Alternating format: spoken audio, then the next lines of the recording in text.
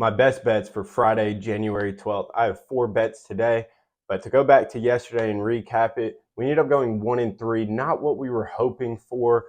We were very close to going 0-4. Thankfully, the Nets were getting blown out by over 20 at halftime. They made the game, within reason to keep their starters in, and Mikal Bridges hit a 3 with 59 seconds left to go over his point total. I think he ended up finishing with 23 points.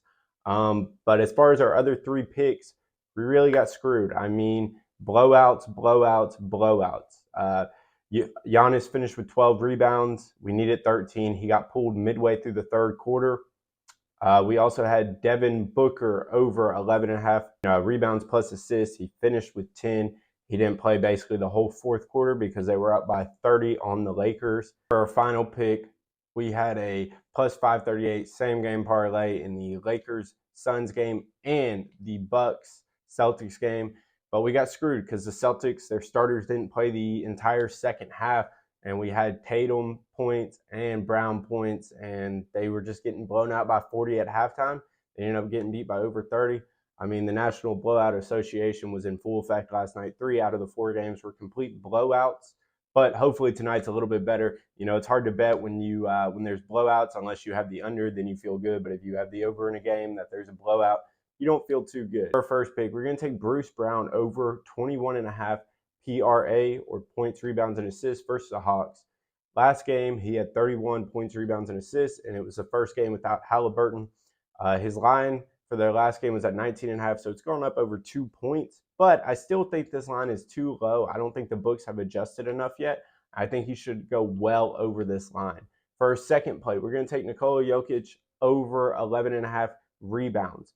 He's playing against the Pelicans, and they're at home. This line has hit in 11 out of 19 home games this season for Jokic.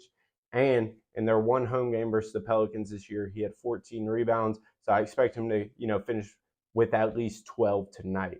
For our last straight play of the night, we're going to take Steph Curry over 27.5 points versus the Bulls.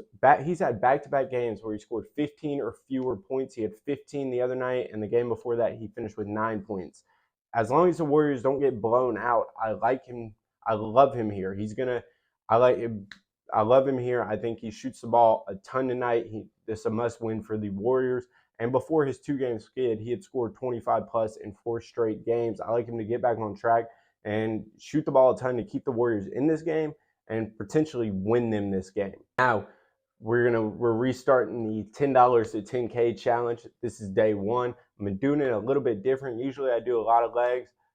Except for day 1, I only have 2 legs. For leg 1, I have Jokic, 10 plus rebounds. Like I said, he's hit this in 15 out of 19 home games this season.